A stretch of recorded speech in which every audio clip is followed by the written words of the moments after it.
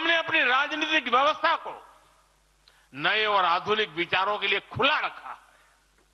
आजादी के बाद वर्षों तक जिन्होंने हमारे देश पर शासन किया, उन्होंने एक व्यवस्था बना दी थी।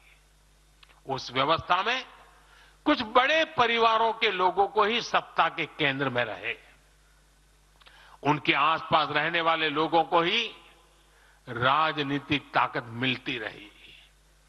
अहम पदों पर परिवार के करीबियों को ही आगे बढ़ाया गया। हमने इस व्यवस्था को भी बदल दिया। हमने नए लोगों को मौका दिया कि वो हमारी व्यवस्था का हिस्सा बने और परिणाम ला करके दिखाएं। इससे व्यवस्था में नयापन आया और इसका लोकतांत्रिक स्वरूप कायम रहा। हमारी कैबिनेट में रिकॉर्ड संख्या में नॉर्थ ईस्ट के मंत्री हैं। नागालैंड से पहली बार एक महिला राज्यसभा में सांसद बन गई है। हमें गर्व है कि हमने पहली बार त्रिपुरा के व्यक्ति को काउंसिल ऑफ मिनिस्टर्स के अंदर स्थान दिया है। पहली बार हमारी सरकार में अरुणाचल प्रदेश को कैबिनेट मिनिस्टर मिला है।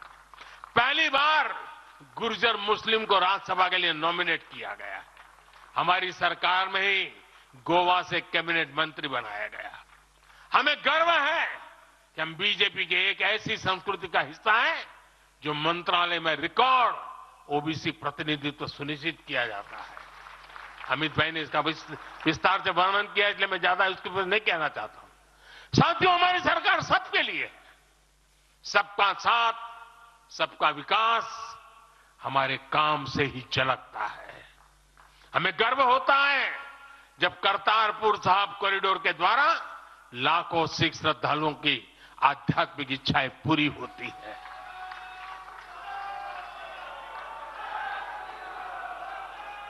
अब कल्पना कीजिए, 70 साल तक भारत की सीमा में रह करके हमारे सिख पंथ के अनुयायी दूरबीन से पाकिस्तान के अंदर करतारपुर साहिब के दर्शन करते थे। हमने रास्ते खोल दिए दोस्तों। अब वो स्थिति बदल गई है। हमने लंगर की वस्तुओं से जीएसटी भी हटा दिया। हमने स्वर्ण मंदिर के लिए एफसीआर रजिस्ट्रेशन सुनिश्चित किया, जिससे विदेशियों को सेवा करने का अवसर मिला है। पहली बार वीर बाल दिवस मनाकर हमने सत्य और न्याय के लिए बलिदान देने वाले साहसजादों को, शौर्य को सम्मान दिया। आज केरल का बच्चा भी जानता है कि साहबजादे का बलिदान कैसा था। नागालैंड का बच्चा भी जानता है कि साहबजादों ने कितना बड़ा बलिदान दिया था। साथियों, अफगानिस्तान से भी गुरु ग्रंथ साहब के स्वरूपों को पूरे सम्मान के साथ भारत लाए।